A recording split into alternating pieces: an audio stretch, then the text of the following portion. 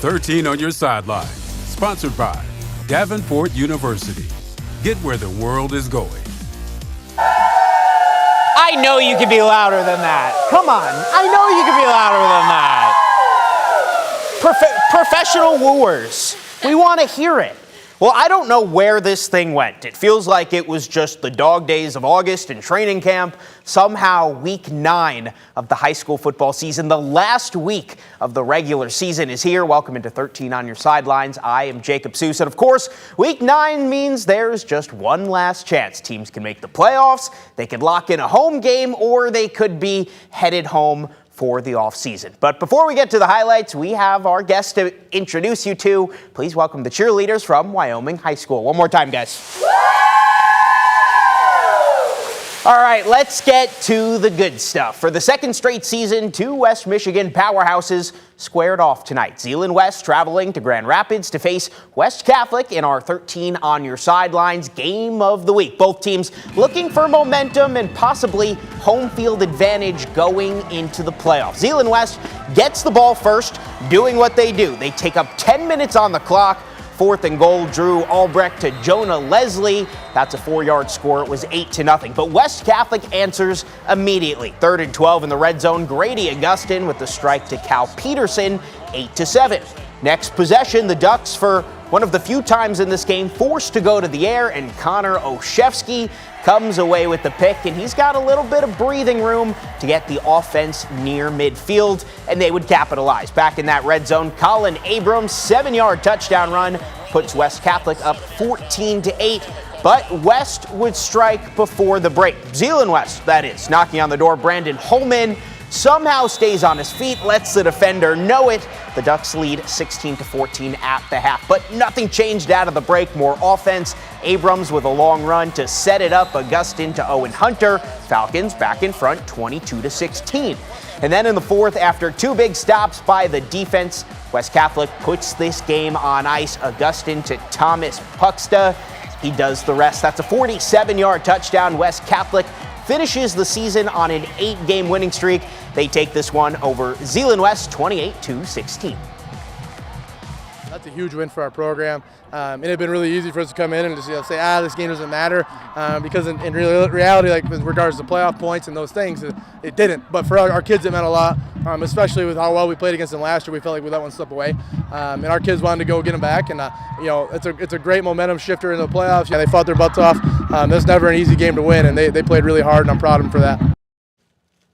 We know both of those teams will be in the playoffs, and there aren't many conference titles on the line tonight, but there was one out in the OK Silver. You'll see Belding and Godwin Heights tied for first place in the standings, and it met up perfectly. They went head-to-head, and our producer, Matt Gard, joins us with the highlights from this winner-take-all battle, Matt.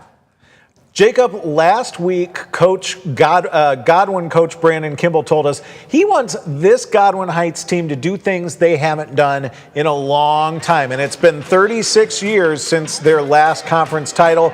But to snap that drought, they'd have to win at the always tough place to play, Rudness Field. It was 28-20 Belding at half. Aiden Jackson takes the second half kickoff opener for Godwin. He's going to break some tackles, find some open space, give the Wolverines good field position, but they would turn it over on downs. First play of the ensuing Belding drive. Former 13 on Your Sidelines MVP of the Week nominee Ethan King takes it 51 yards to the house. Gives a high five, too.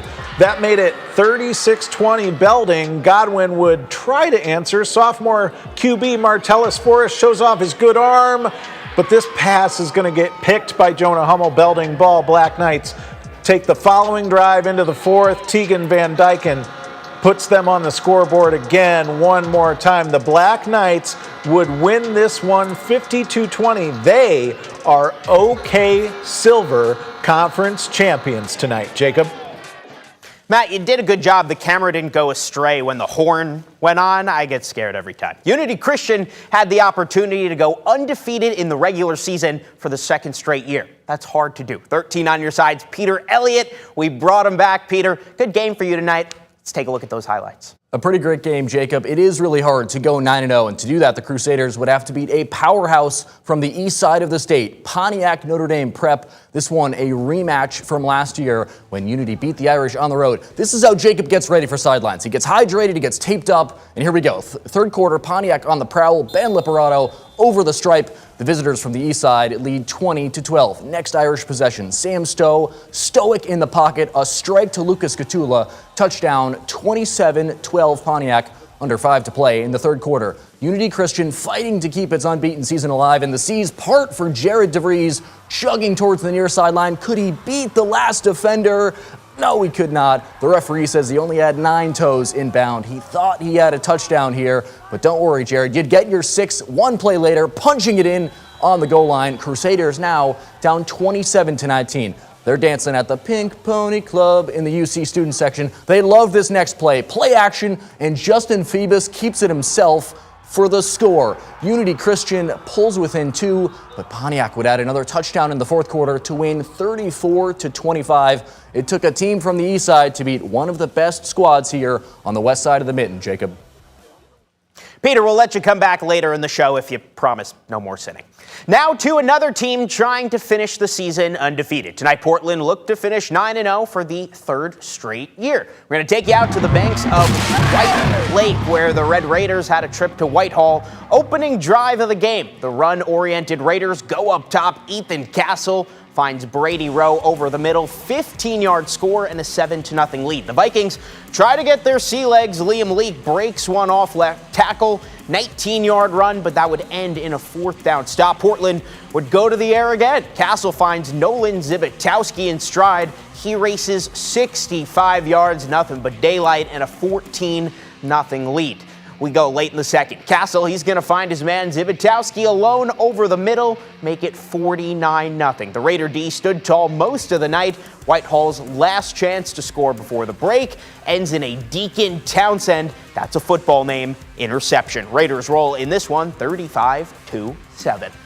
And we're just getting started here. Coming up next, we're going to shift our focus to some games with major playoff implications. Northview needs a win to guarantee a spot in the postseason. They took on Forest Hills Northern tonight. Plus, Hart has to win for just a shot at staying in the playoff conversation. They hit the road to face Central Modcom. As we head to break, we'd like to thank our food sponsor, Robinson Dental. They had the pizza. It gets stuck in your teeth. Then they're going to get it out. Thank you to them.